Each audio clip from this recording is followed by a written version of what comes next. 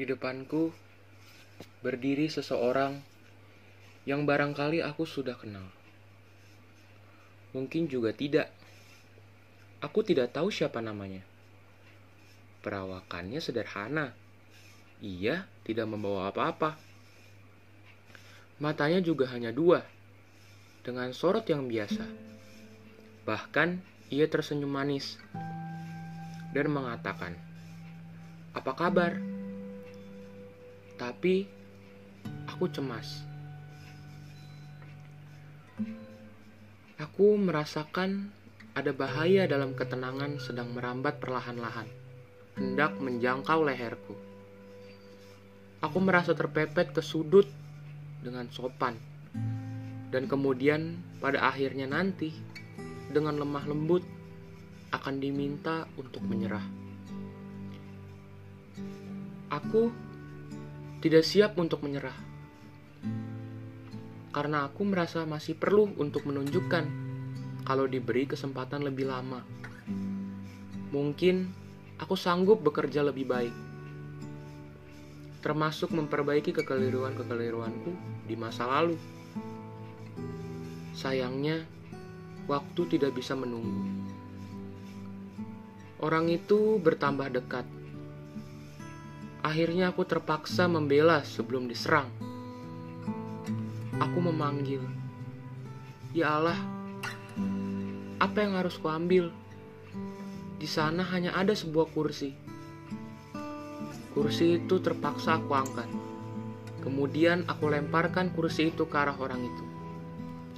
Kena, tepat, muka langsung terluka. Darah menetes dari dahinya, masuk ke dalam matanya. Matanya itu terpejam. Lalu, darah tergelincir ke atas pipi bercampur dengan air mata. Tetapi, langkahnya tetap diayunkan, menghampiriku. Aku jadi panik. Aku berteriak minta tolong. Panik aku gapai telepon untuk memanggil polisi. Tetapi ada orang bicara terus di dalam telepon. Dengan dongkol, telepon itu aku lemparkan ke mukanya, tepat mengenai hidung orang itu. Hidung itu luka.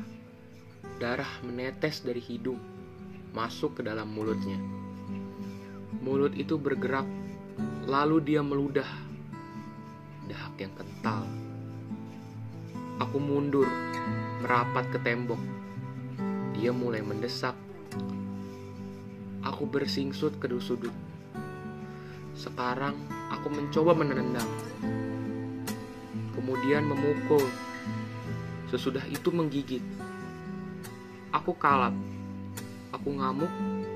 Aku tak melihat apa-apa lagi. Orang itu sudah terlalu dekat. Baunya terasa. Tubuhnya menyentuh. Aku dilandanya. Tidak. Aku gepeng.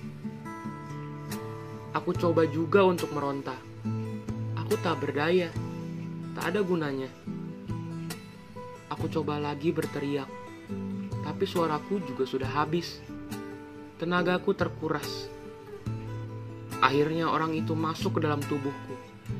Ia masuk ke dalam jantung. Ia masuk ke dalam kepala. Ia masuk ke perut, mengalir ke seluruh tubuhku.